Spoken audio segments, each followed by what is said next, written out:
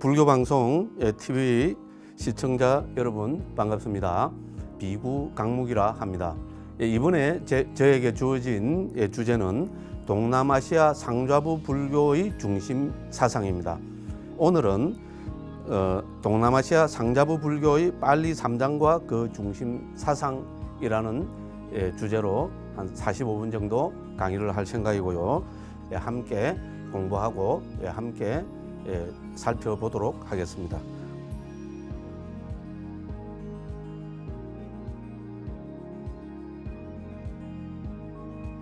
자, 먼저 그럼 우리가 동남아시아 불교라는 그죠? 그리고 동남아시아 상좌부 불교라는 표현을 쓰는데 뭐 동남아시아 하면은 우리가 잘 알고 있습니다. 말 그대로 스리랑카, 미얀마, 태국, 라오스, 캄보디아, 싱가포르, 그다음 베트남, 그다음에 말레이시아, 인도네시아, 저 옆에까지 한다면 필리핀 이 나라들을 합쳐서 우리는 동남아시아를 하고요. 잘 아시겠지만 이 동남아시아는 거의 대부분이 불교 국가입니다. 말레이시아, 인도네시아, 필리핀을 제외한 나머지 국가는 국교이다시피 하게 불교가 우리 동남아시아 우리 분들의 가장 중요한 신앙이고 가장 중요한 생활 지침이고 또 가장 중요한 수행 지침이기도 합니다. 그래서 동남아시아 불교라는 표현을 우리는 쓰고 있습니다. 그러면 동남아시아 불교를 한마디로 이야기하면 그 특징이 뭔가 하면은 바로 상좌부 불교입니다. 상좌부라는 말은 우리 원어로 보면 테라와다를 옮긴 겁니다. 테라는 우리 그 부처님 직계 제자들 혹은 큰 스님들을 뜻하고요. 와다는 가르침 이 말입니다. 그래서 부처님 직계 제자들의 가르침을 우리는 빨리어로 하면은 테라와다가 되겠습니다. 그래서 상좌부 불교는 자기들 스스로가 우리는 부처님 직계 제자들의 가르침을 수지하고 그대로 실천하려고 노력하는 사람들이다. 이렇게 해서 테라와다라고 그러고요. 이게 이제 우리 북방에서는 상좌부 불교 이렇게 우리가 정착이 되어서 이해되고 있습니다. 그래서 이제 이 상좌부 불교는 BC 3세기경에 잘 아시겠지만요, 우리 아조카 대왕의 아들인 마힌다 장로가 스리랑카로 불교를 전해서 그러니까 지금까지 한 2,300년 동안 변함없이 이 상좌부 불교를 신봉하고 있습니다. 그래서 그들은 이야기합니다. 상좌부 불교야말로 우리식으로 표현하면 종손불교다. 종손불교라는 건 그 스님이 늘 쓰는 말 아닙니까? 그래 봐도 좋습니다. 근데 저는 상좌부 불교의 특징을 우리 북방 유교식 그 표현을 쓰자면은 종손이라고 막 그렇게 표현을 합니다. 이거는 우리 모든 불교가 다 인정을 하고 있습니다. 그래서 상좌부 불교의 특징을 한마디로 이야기해 보려면 종손불교다. 부처님의 적통의 그 계보를 이어받은 불교다. 이런 의미가 되겠습니다. 그래서 이 동남아시아 불교는 그 상좌부 불교가 근본입니다. 그래서 이 강의 주제도 동남아시아 상좌부 불교라는 이제 이거를 강의의 기본 그 타이틀로 삼았고요. 그래서 동남아시아 상좌부 불교가 가지는 중심 사상에 대해서 살펴보고자 합니다. 그래서 상좌부 불교를 상좌부 불교의 중심 사상 하면은 크게 세 가지로 나누어서 볼 수밖에 없습니다. 하나는 상좌부 불교의 근간이 되고 뿌리가 되고 근본이 되는 빨리 3장의 중심 사상을 살펴볼 수밖에 없고요. 앞에도 잠깐 말씀드렸다시피 상좌부 불교는 역시 청정도론 불교입니다. 청정도론, 위수띠 막가를 우리 북방에서는 청정도론이라고 옮기는데요. 이 청정도론이야말로 상좌부 불교의 핵심 교의, 또 이렇게 하면 또 그분들이 싫어합니다. 상좌부 불교의 핵심 교의가 바로 빨리 3장의 핵심 교의라고 이분들은 철저히 그렇게 받아들입니다. 그래서 빨리 3장의 그 핵심 교의를 개정해 사막의 초점을 맞추어서 전개하고 있는 청정도론이 우리 상좌부 불교의 가장 중심되는 책이고요. 자, 그러면은 청정도론을 위시한 상좌부 불교의 중심 사상을 한마디로 표현하면 그게 뭘까? 물론 불교는 법이 중심입니다. 그러니까 이 법에 대해서 뛰어난 법을 연구하고 공부하는 체계, 그거를 우리는 그분들은 아비담마라고 합니다.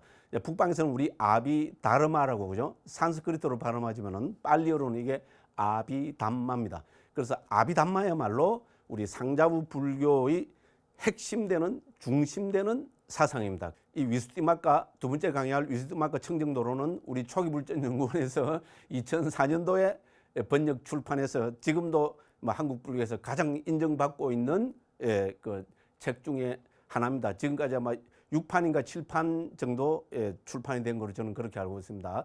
그 다음에 세 번째 우리 상자부 불교의 핵심이 되는 아비담마는 한 10세기 내지 11세기에 쓰여진 아비담마타 상가를 통해서 지금까지 전승이 되고 이제 공부되고 있는데요. 이거를 우리는 아비담마 길라잡이로 우리 초기불전연구원이 생기자마자 2002년 10월 달에 이 아비담마타 상가를 아비담마 길라잡이로 번역을 해내었습니다. 어려운 책입니다. 그죠? 상하고 내려서 1000권, 2000권 찍은데 거의 안 팔릴 줄 알았습니다. 근데 놀랍게도 다시 이제 우리가 2017년에 개정판까지 냈는데 다 합쳐서 거짓말 하나도 안 보탭니다. 지금까지 16판이 출판이 되었습니다. 자, 한 판에 상하원에서 2000권을 찍었다면은 16판을 찍었으니까 32,000권. 예. 한국에서 불교책이 32,000권. 예, 그것도 그냥 법보시가 아니고 우리가 그저 죄송한 표현입니다만은 그죠? 예, 돈을 받고 판매를 했는데도 32,000권을 찍었다는 거는 이거는 뭐 거짓말로 들릴지도 모릅니다. 그런데 제가 왜 거짓말을 하겠습니까? 그죠? 그런데 저는 여기서 한국 불교의 무한한 가능성을 봅니다. 그래서 이 어려운 책이 그 32,000권이나 팔렸다는 것은 한국에서 그만큼 우리 한국 불자님들이 법에 대한 갈구, 담마, 다르마에 대한 법에 대한 불법에 대한 갈구가 그만큼 컸기 때문에 이 어려운 책이 널리 읽히게 되었다고 생각하고요. 지금도 여러 곳에서 5명, 10명씩 해서 이 아비담마타 상가, 아비담마 길라잡이를 가지고 그룹 스터디도 지금도 하고 있는 거로 저는 감히 그렇게 알고 있습니다. 또 뭐 제 자랑은 아닌데 그죠? 재밌게 하기 위해서 그럽니다. 제가 아비담마타 상가, 아비담마 길라잡이로 강의를 한 것은 10번이 훨씬 넘습니다. 지금까지. 예, 그만큼 저는 한국 불교에서 이 무한한 가능성을 보고 있다고 감히 그렇게 말씀을 드립니다. 이제 빨리 3장을 가지고 그죠? 강의를 하게 된다면은 당연히 우리가 먼저 살펴봐야 될 것이 빨리 3장은 부처님께서 반열반하신 지 2600년이 지난 지금까지 어떤 과정을 통해서 단절 없이 전승되고 있는가 하는 것을 살펴봐야 됩니다. 그죠? 우리 빨리 3장이 어떻게 지금까지 전승되어 왔는가? 한마디로 말하면 결집 혹은 합송을 통해서 전승이 되어 왔습니다.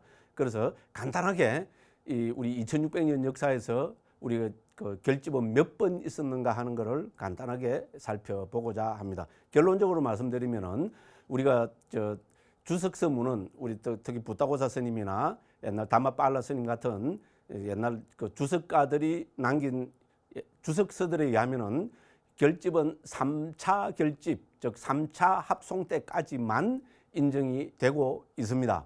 물론 이제 좀 후대 12세기에 나온 우리 복주서 문헌을 보면은 4차 결집이라는 말도 한 2-3번 나온 거로 제가 검색을 해 봤습니다. 그런 걸 봐서 4차 결집까지는 우리 역사적으로 인정을 할 수가 있습니다. 그리고 5차 결집, 6차 결집은 아시는 분들은 아시겠지만 미얀마에서 5차 결집은 특히 1870몇 년인가 그때 결집이 됐고요.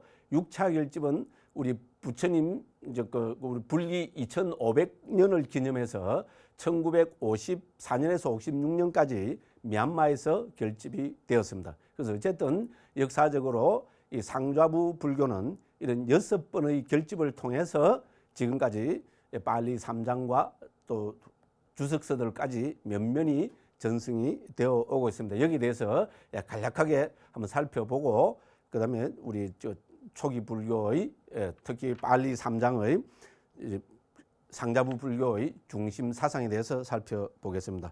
자, 그러면은 이제 우리가 이제 소위 말해서 이제 1차 결집, 1차 합송은 언제 있었는가 하면은 1차 결집은 부처님이 반열반 하신 직후에 2달 뒤에 1차 합송이 있었습니다. 이거는 이제 우리 그 주석서 문헌에서 부타고사 스님이 남긴 여러 주석서에서 다 이렇게 공통적으로 나타나고 있습니다. 그래서 부처님께서는 음력으로 4월 보름에 반열반 하셨다고 합니다. 그래서 2달 뒤인 6월 보름, 그러니까 상자부 불교에서는 6월 보름이 한거가 시작되는 날이기도 합니다.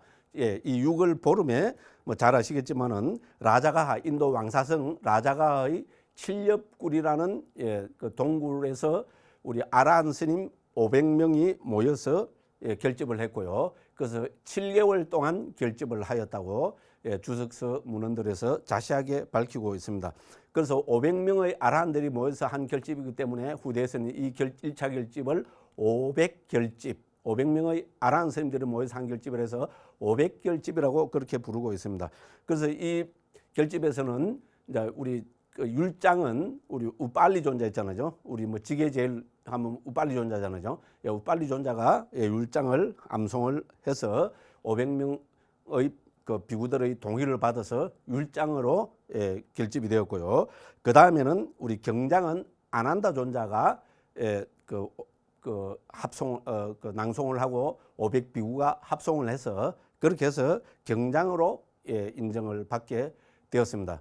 그래서 우리가 여기서 또 한 사실을 또 뭐 다른 측면에서 살펴볼 것은 이렇게 부처님의 직설을 모은 1차 결집에서 우빨리 존자와 아난다 존자가 뭡니까 그 낭송을 리더하고 이 두 분이 그좀 결집을 주도했다는 것은 저는 의미가 있다고 봅니다.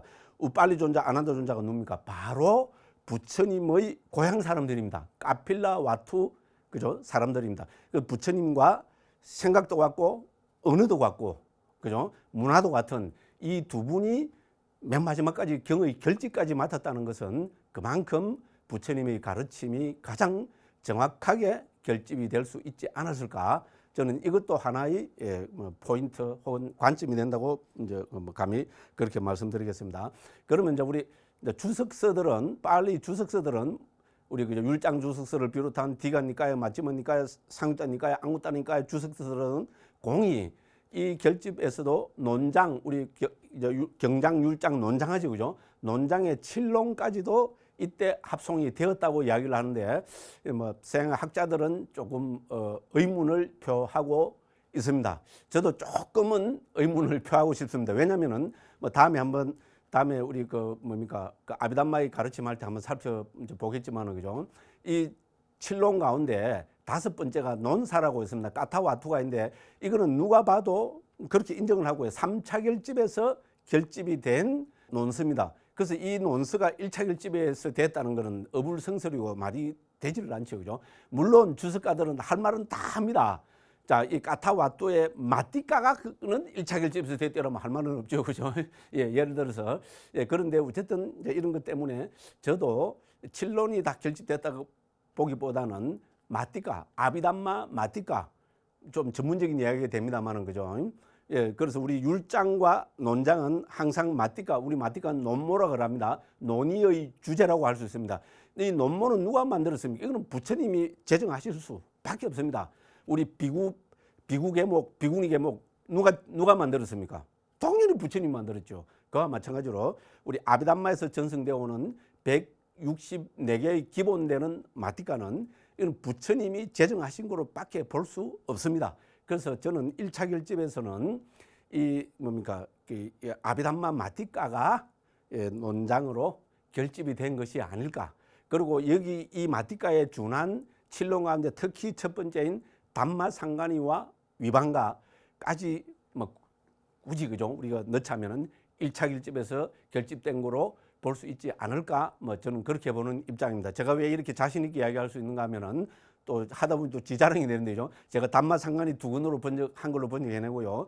위반가도 2권으로 한글로 번역을 해내었습니다. 그렇게 하면서 나름대로 원어도 깊이 살펴보고 이래 음미해보고 저리 음미해보고 할 때 우리 담마상간이와 위반가에 나타나는 빨리 문장이나 이 어법은 이거는 부처님의 가르침과 가장 같다고밖에 저는 이야기할 수 없다. 이렇게 보는 입장입니다. 1차 결집에서는 결론적으로 말씀드리면은 우리 그 7개월에 걸쳐서 경장과 율장이 결집이 되고요.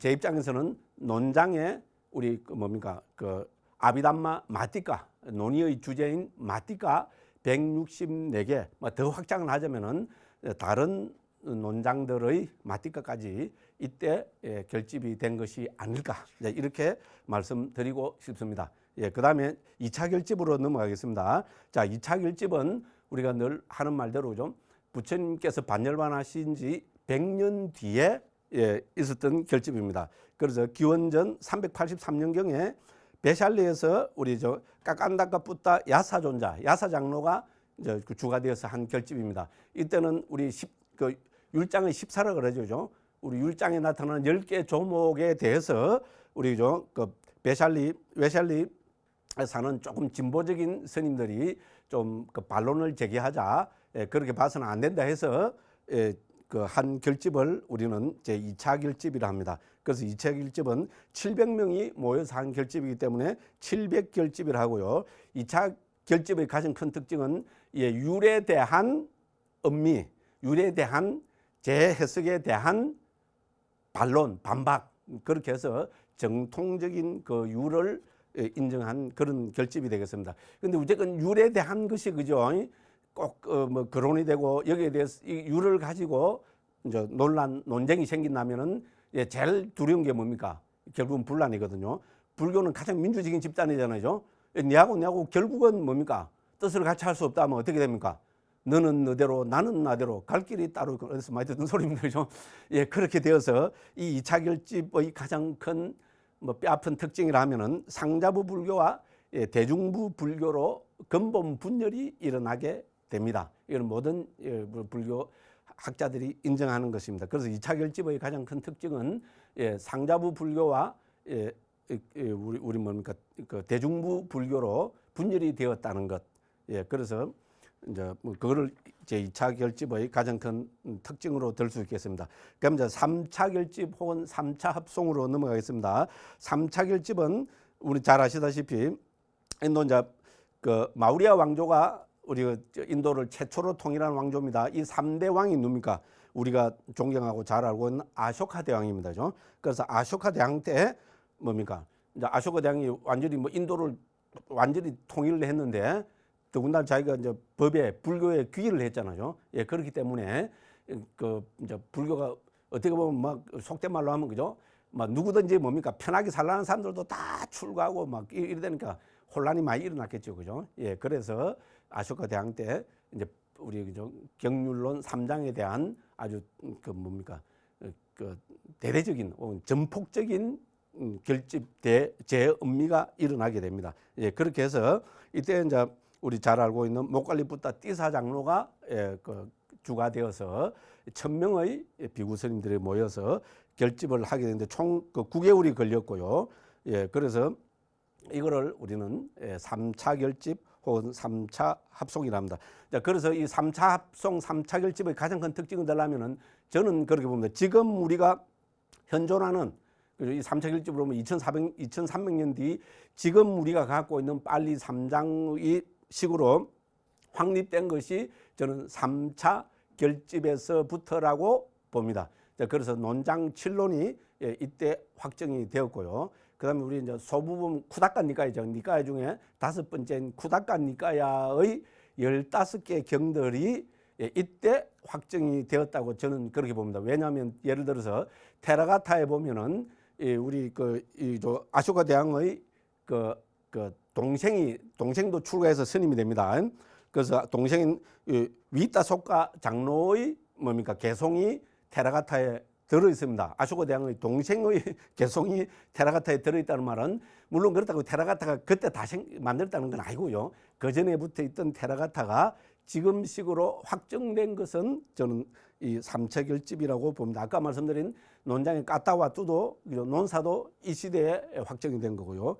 저는 그렇게 해서 이 3차 결집이야말로 지금 우리가 가지고 있는 빨리 3장이 이때 확정이 된 것이라고 그렇게 보고 싶습니다. 물론 좀 더 비판적인 사람은 서부에 있는 우리 빠티삼비다 마카하고 그 서부 쿠다카 니까의 12번째인 빠티삼비다 마카하고 그 이후에 있는 그 경들은 조금 더 뒤에 그러니까 4차 결집 때 추가된 뭐 볼라는 분들도 있는 걸로 알고 있습니다. 그런데 저는 뭐 그렇게까지는 너무 좀 과격하게 볼 필요는 없을 것 같고요.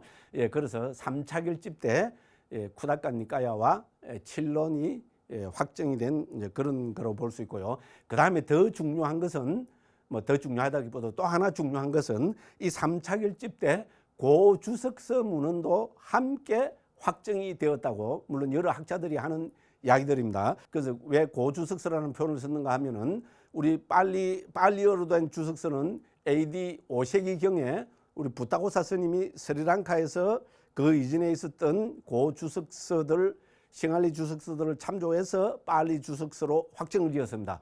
그 이전에부터 있었던 많은 양의 주석서를 우리 부타고사 스님이 고주석서라고 이제 뭐 그렇게 표현을 하고 있습니다. 이제 부타고사 스님이 표현을 보면 대주석서라는 표현을 쓰고 있기도 하고요. 고주석서라는 표현을 쓰고 있기도 하고요. 근본 주석서라는 표현을 쓰고 있기도 하고요. 이 주석서들은 스리랑카 가서 다 싱할리어로 비밀스럽게 보존이 되고 있었거든요. 그래서 싱할리 주석서라는 말까지도 부타고사 스님은 쓰고 있습니다. 그래서 이 고주석서들이 언제 이게 결정이 되고 결집이 되어서 모아졌는가 하면은 역시 3차 결집에서라고 볼 수 있습니다. 그리고 이 3차 결집이 중요한 것은 이 3차 결집에서 확정된 경률론 3장과 이 고주석서가 우리 아쇼카 대왕의 아들인 누굽니까? 아쇼카 대왕의 아들인 마힌다 장로를 통해서 스리랑카로 전해지게 되지 않습니까? 그죠? 예, 그래서 이 3차 결집은 우리 불교가 지금까지 2600년 동안 전승되어 온 가장 중요한 결집 행사고 이거는 앞으로 이 지구상에 불교가 남아있는 한 상자부 불교는 사라질 수가 없겠죠. 그죠? 저는 항상 이 3차 결집이 근본이 된다고 보고요. 예, 그렇기 때문에 모든 주석서 문헌에서는 이 3차 결집을 나름대로 자세하게 설명을 하고 있습니다. 시간 관계상 이렇게 말씀을 드리겠습니다. 그 다음 이제 4차 결집입니다. 4차 결집은 어디서 일어나는가 하면 인도가 아닌 스리랑카에서 일어났습니다. 이거는 BC 1세기경입니다. 그러니까 BC 한 20년 되요. 그때 결집이 된 거라고 보여집니다. 이 4차 결집의 가장 큰 특징을 하나로 들라면은 문자로 정착된 결집이다. 그럼 꼭 문자로 이 시대에서만 정착이 됐냐 그런 이야기는 할 수 없습니다. 모든 학자들의 지적처럼 이미 문자화는 인도에서부터도 있었을 것이고 스리랑카로 불교가 전해진 지 그죠? 한 100년, 200년 동안도 당연히 있었을 겁니다만은 이 4차 결집 때는 특히 우리 3차 결집 때 완성된 이 경률론 3장을 그죠? 주석까지 포함해서 그죠? 문자로 정착시키는 결집을 하였다. 그래서 4차 결집의 가장 큰 특징을 하나로 들려면은 문자화했다. 이렇게 들 수 있겠습니다. 시간이 없지만 꼭 하나 짚고 넘어가야 될 것은 그러면은 이 동남아시아 불교는 모든 동남아시아 불교가 반드시 스리랑카를 통해서 아쇼카 때 마힌다 장로를 통해서 전승이 되었느냐? 그렇지는 않다고 해야 됩니다. 특히 미얀마와 태국 불교에서 요새 많이 학자들이 주장하고 있습니다. 왜냐하면 아쇼카 대왕 때 우리 10곳으로 불교 전법단을 파견하죠. 그죠? 그래서 이 아쇼카 대왕의 10곳 파견한 10곳의 전법사단 파견한 곳 가운데 하나가 수완나 부미가 있습니다. 그래서 많이 들어봤죠. 그죠? 우리 태국 방콕 공항 이름이 수완나 부미죠. 그죠? 이 수완나 부미라는 곳으로 전법을 했다고 이게 이 주석서에서 반드시 기록이 나옵니다. 이제 그런 볼 때 이 수완나 부미가 어딘가 하면은 지금 미얀마 남부지방, 그럼 태국 말 그대로 방콕 있는 저 남부지방 있잖아요. 저쪽을 수완나 부미를 합니다. 이제 그렇기 때문에 아쇼카 대왕 때 이제 바로 인도에서 바로 미얀마와 태국으로 불교가 들어왔지 스리랑카 통해서 들어온 것만은 아니다. 물론 후대에 가면은 그죠. 우리 특히 12세기 지나서는 스리랑카, 태국, 미얀마가 서로 밀접하게 그죠 똑같은 그죠 상자부 불교를 구사를 하고 있지만은 그래서 이 초기에는 미얀마와 특히 태국으로는 수완나 부미를 통해서 우리 아쇼카 대왕의 전법사단들이 직접 불교를 전했다고 우리는 역사적인 사실로 보면 오히려 충분히 받아들여야 된다고 저는 그렇게 생각합니다. 이렇게 말씀드립니다. 그러면 이제 소위 말하는 5차 결집은 언제 있었습니까?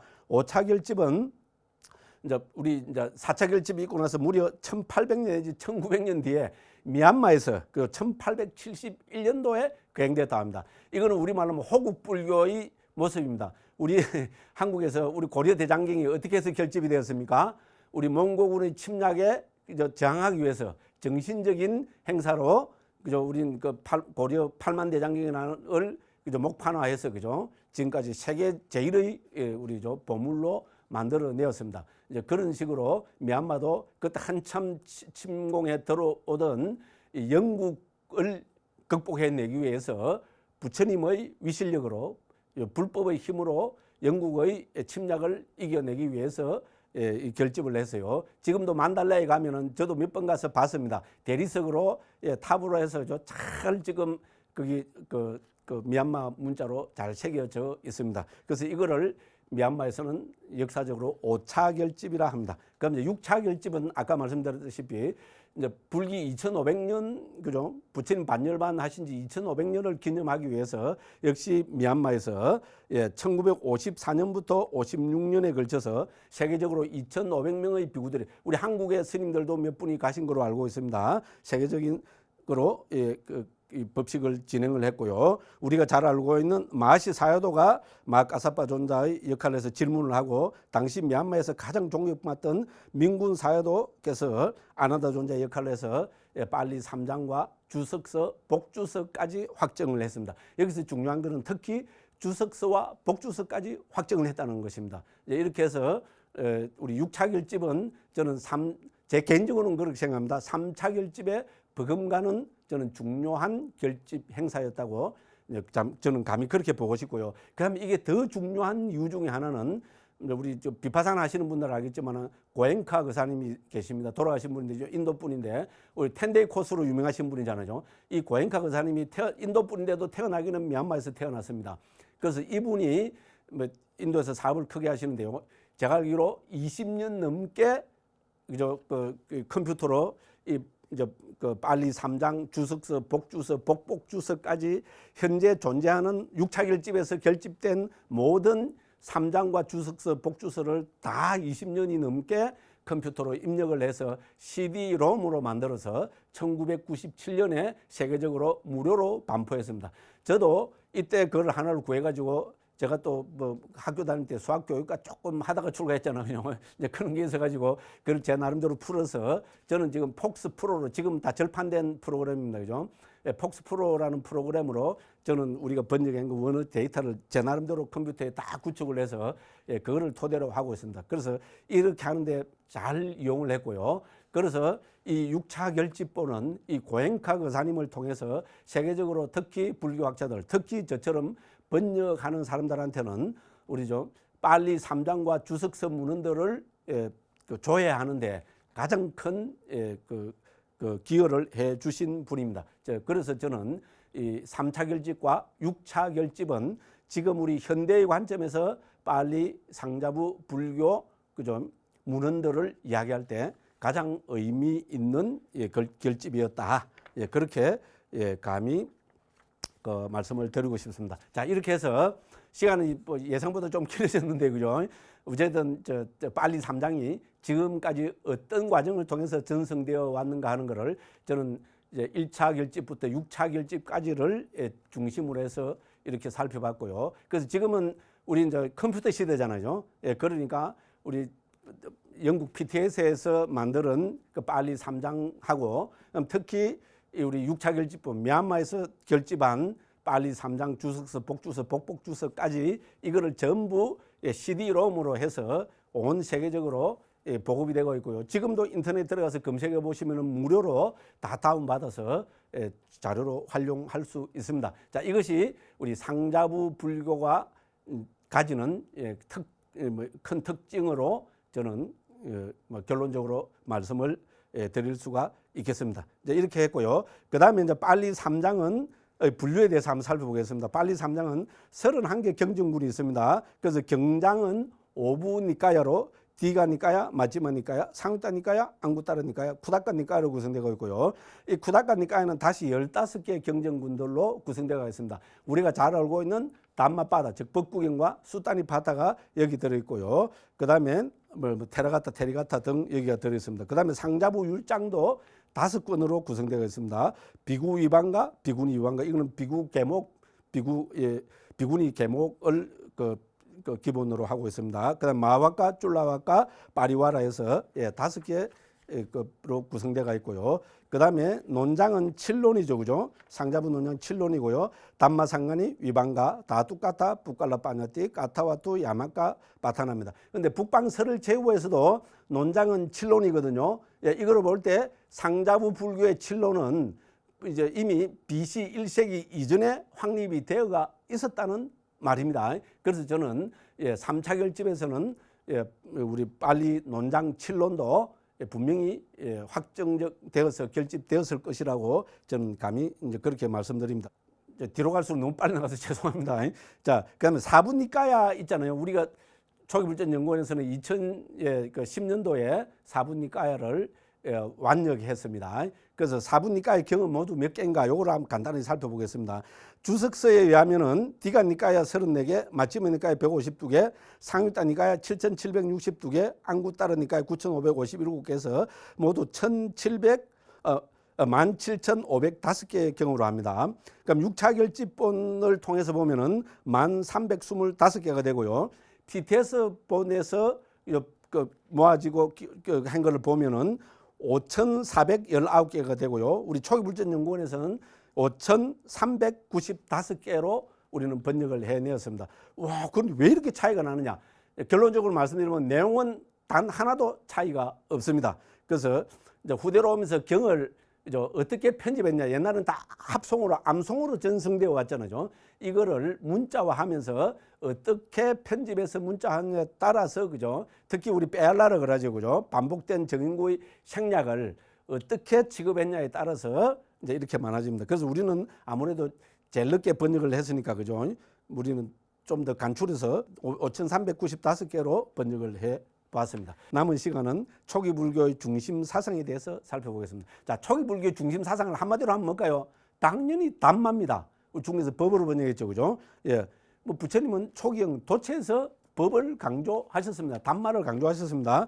그래서 부처님께서는 제일 처음에 뭡니까? 깨달으시고 바로 뭡니까? 당신을 살펴보고 나는 그러면 무엇을 의지하여 머물 것인가 해서 부처님께서 결론이 뭡니까? 참으로 나는 내가 바르게 깨달은 바로 이 법을 존경하고 존중하고 의지하여 머물리라. 우리 스승 부처님께서도 당신이 깨달으신 법을 의지하여 머무르겠다고 결론을 내리셨습니다. 부처님의 제자인 우리는 더군다나 부처님이 계시지 않는 이 시대에 우리는 뭐를 의지해야 될까요? 당연히 법, 담마, 부처님의 가르침을 의지할 수밖에 없습니다. 그럼 부처님께서는 우리 제일 처음에 설법하신 것을 초전법륜경이라고 그러죠. 법의 바퀴를 굴리셨다 합니다. 그래서 이것만 봐도 부처님 가르침의 특징은 법을 근본으로 하고 있고요. 그다음에 뭡니까? 자등명, 법등명, 자귀, 법귀 하죠, 그죠? 법을 의지초로 삼고 법을 ਸਮ으로 삼는다는 이 표현, 그죠? 자귀, 그죠? 법귀, 법등명 정신도 우리는 법을 중시한 것을 알 수 있고요. 그다음에 아난다 조냐는 부처님 돌아가시고 바로 직후에 곧바까 못 갈라라는 바람문이 와서 부처님 안 계시는 시대에 스님들은 뭐를 의지해서 머뭅니까? 이랬을 때 당연히 뭡니까? 바라문이여 우리들은 귀처가 없는 것이 아닙니다. 바라문이여 우리는 법을 귀처로 합니다. 이렇게 말씀을 하셨고요. 그 다음에 또 잘 알려진 말이 뭡니까? 우리 왁갈리경에서 보면요. 부처님께서 부처님을 너무 사모하고 사랑하고 좋아한 왁갈리 존자에게 하신 말씀이 뭡니까? 왁갈리여 그만하여라. 그대가 이 썩어 문드러질 이 몸을 봐서 뭐 하겠느냐? 왁갈리여 나를 볼 때 법을 보기 때문에 이 법을 보는 자는 나를 보고 나를 보는 자는 법을 본다. 법을 볼 때 나를 보고 나를 볼 때 법을 보기 때문이다. 그래서 법을 보는 자는 나를 본다. 이렇게 하시고요. 우리 이거야말로 금강경 우리 대한불교 조계종 소경님 금강경의 정신이죠. 야기 색견화 이엄성구와 시인행사도 불능견열에 그 다음에 우리 원본에 뭐라 나옵니까? 그럼 뭐에 의지하니까 법을 의지하라고 금강경에 반드시 그렇게 나옵니다. 예. 그다음에 부처님의 마지막 유언도 뭡니까? 법과 율이 그대들의 가르침이 될 것이다. 이렇게 말씀하셨습니다. 그래서 이제 우리는 법을 의지할 수밖에 없고요. 그럼 법이 도대체 뭐냐? 부처님 말씀하신 법은 크게 두 가지, 우리 네 가지로 10가지로 주석서 문헌에서 자세하게 설명하고 있는데요. 간추리면 두 가지 됩니다. 부처님 가르침을 법이랍니다. 하나는 고유 성질을 가진 정신 물리적인 모든 현상들을 또 법이라 합니다. 그죠? 그래서 우리 특히 초기경에서는 우리 경장에서는 법하면은 부처님의 가르침을 이야기합니다. 그럼 우리가 상식적으로 보면은 부처님의 가르침은 크게 두 가지로 나누어서 볼 수밖에 없습니다. 상식적입니다. 뭡니까? 이론과 실천. 불교는 목적이 있죠, 그죠? 그렇죠, 그죠? 저는 불교가 무엇인가를 이야기하려면 반드시 목적을 통해서 보면 정확하게 파악을 할 수 있다고 보는 입장입니다. 자, 불교의 목적은 뭡니까? 우리 북방식의 번역을 보면은 이고덕락이라 합니다. 괴로움을 여의고 행복을 얻는 것, 이겁니다. 그죠? 초기경 도체에서도 부처님이 강조하고 계십니다. 그러면 행복이 도대체 뭐냐? 그죠? 즐거움, 행복이 뭐냐 하면은 초기경에서 부처님께서 다양한 행복을 말씀하셨는데 이거를 정리하면은 크게 세 가지로 기결이 됩니다. 부처님께서도 그렇게 말씀하셨습니다. 첫째는 금생의 행복, 두 번째는 내생의 행복, 세 번째는 궁극적 행복이라 합니다. 금생의 행복 잘 알고 계십니다. 내생의 행복은 다음 세상에서의 행복입니다. 불교는 윤회를 이야기하기 때문에 당연히 내생을 인정합니다. 그래서 내생이 있다면 다음 생에 우리는 행복해야 됩니다. 그 행복의 조건을 금생에 우리는 만들어내어야 합니다. 그렇죠, 그죠? 그리고 그럼 불교는 내생의 행복이 근본이 아닙니다. 불교의 근본은 열반의 실현, 깨달음의 실현입니다. 자, 열반의 실현, 깨달음의 실현을 우리는 빠라마 수카, 궁극적 행복이라고 그렇게 표현합니다. 자, 그래서 불교의 목적인 행복, 그 중에서 특히 궁극적 행복인 열반 깨달음을 실현하려면은 당연히 뭡니까? 부처님의 가르침은 여기에 초점을 맞추고 있습니다. 그렇기 때문에 궁극적 행복을 열반을 실현하는 그 방법으로 말씀하신 것이 바로 이 법입니다. 그래서 열반을 실현하는 방법으로서의 법은 크게 두 가지가 있습니다. 하나는 이론이고 하나는 실천입니다. 이론을 우리는 교학이라 그러고 실천을 수행이라 합니다. 우리는 교학과 수행을 통해서 궁극적 행복인 열반을 실현합니다. 이것이 우리 초기 불교의 근본 사상입니다. 초기 불교는 법을 근본으로 하는데요. 그 다음에 또 그 외에 여러 가지 가르침이 있지만 핵심되는 것을 이야기하라면 부처님께서는 이론과 실천, 교학과 수행을 통한 궁극적 행복인 열반의 실현, 이것을 우리는 이제 불교의 목적으로 삼고 이거를 근본 사상으로 해서 많은 말씀을 하셨습니다. 그러면 불교의 이론이 뭡니까? 부처님께서는 이론 체계로 6가지 주제를 말씀하셨습니다. 초기경 도체에서 나오고요. 당연히 우리 청정도로는 이 이론을 6가지로 정리할 수밖에 없습니다. 한자로 정리하면 6자가 됩니다. 온처, 개, 근, 재, 연. 숫자를 붙이면 5온, 12처, 18개, 22근, 4성제, 12연기 이제 이렇게 됩니다. 그죠? 그래서 온처, 개, 근, 재연입니다. 그러면 이 세상에서 이 온처, 개, 근, 재연 이론은 이 세상에서 가장 뭡니까? 귀중한 것에 대한 이론적 가르침이겠죠. 이 세상에서 가장 귀중한 것 들으려면 우리는 세 개를 들 수밖에 없습니다. 첫째로 보면 이 세상에서 제일 중요한 게 뭡니까? 내지요, 내 문제. 그 다음에 뭡니까? 이 세상에서 제일 중요한 두 번째 문제는 세상의 문제입니다. 우리가 인간으로 태어나서 내 문제, 세상의 문제만 천착하다가 죽으면 수준이 낮은 사람입니다. 인간은 반드시 무슨 사유를 합니까? 진리란 무엇인가를 사유합니다. 그래서 인간이 가지는 고등 생명체인 인간이 가지는 우리 그 사유의 기본은 세 가지로 정리할 수 있습니다. 내 문제, 세상의 문제, 진리의 문제입니다. 그래서 온척액은 제어는 내 문제, 세상의 문제, 진리의 문제에 대한 부처님의 이론적인 말씀입니다. 5온과 22권은 나란 무엇인가에 대한 부처님의 말씀이고요. 12처, 18개는 세상이란 무엇인가에 대한 부처님의 말씀이고요. 그다음에 사성제와 12연기는 진리란 무엇인가에 대한 부처님의 말씀입니다. 그럼 수행하면 뭡니까? 불교의 수행은 초기경에서 그죠? 우리 부타고사 스님은 우리 수행이 바로 도지요, 그죠? 어떤 게 도냐? 일러라! 하면 5가지로 정리하고 있습니다. 그 중에서 우리 초기경에서 핵심적으로 부처님께서 많이 말씀하고 계시는 것이 37보리분법입니다. 그래서 불교 수행은 37보리분법으로 기결된다 할 수 있습니다. 물론 세차게 말하면 우리 위파사나도 불교 수행이고 사마토 위파사나도 불교 수행이고 특히 팔정도도 불교 수행이고 개성의 사막도 불교 수행입니다만 우리 니까야를 중심으로 해서 살펴볼 때는 37보르분법이 불교 수행이라고 할 수 있습니다. 자, 이렇게 해서 부처님의 근본 사상은 교학과 수행으로 정리할 수 있습니다. 그러면 마지막으로 하나 더 말씀드리고 싶은 것은 그러면 초기 불교가 가지는 가장 중요한 특징이 뭔가? 한 가지로만 이야기해 주십시오 하면은 저는 해체에 있다고 봅니다. 위밭자입니다. 그죠? 그래서 상자부 불교는 자기들 스스로를 위밭자와딘, 우리는 해체를 설하는 자들이랍니다. 그래서 초기에서 이미 우리 그죠? 내 문제를 그죠? 5건과 22건으로 하나는 것이 해체서복이죠. 그죠? 그래서 초기 불교의 가장 큰 특징을 하나로 이야기하려면 저는 해체서복이랍니다. 해체서 볼 때 우리는 물질, 우리 현상에 속지 않게 됩니다.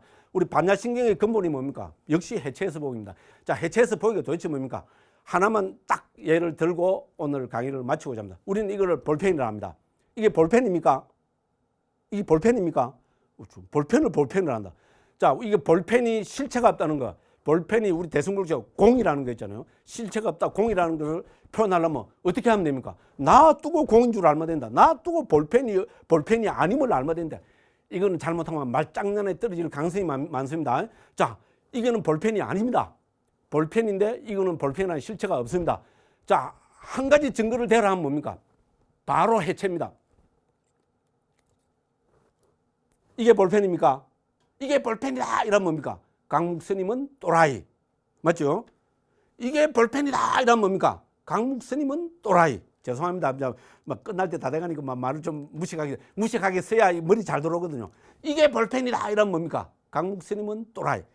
이게 볼펜이다. 껍데기는 볼펜하고 비슷하게 생긴데 이게 볼펜 아니지요. 우리는 뭡니까? 이 5가지를 뭉쳐둘 때 우리는 이거를 볼펜합니다. 이건 바로 오온의 도리거든요. 5가지 색수상행식, 물질, 느낌, 인식, 심리현상들 아르마리를 뭉쳐두었을 때 그거를 우리는 나라고 이야기합니다. 해체해서 보면 뭡니까?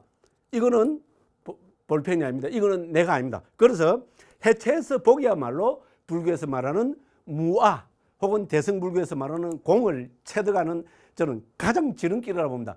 그러니까 상자부 불교는 뭡니까? 이 해체가 너무나 중요하기 때문에 남들이 이름 붙인 게 아니고 자기들 스스로가 우리 상자부 불교는 동남아시아에 전승된 우리 상자부 불교는 해체를 근본으로 한다. 우리는 위밭자 와딘이다. 이건 특히 우리 이제 다음 시간에 할 청정도론에도 계속 나오는 이야기입니다. 그죠? 예, 그래서 우리는 이 해체에서 보기가 바로 초기 불교의 가장 큰 특징이라고 저는 이렇게 힘주어서 말씀드리면서 오늘 두서없는 제 강의는 이거로 마치고 또 다음 시간에 우리는 동남아시아 상자부 불교 주석서와 그 중심 사상에서 또 중요한 청정도론을 가지고 같이 한번 우리 공부를 해 보도록 하겠습니다. 오늘도 긴 시간 동안 제 두서없는 이야기를 들으시느라고 불자 여러분들께서 고생 많이 하셨습니다. 다음 시간에 또 건강한 모습으로 뵙겠습니다. 대단히 감사합니다.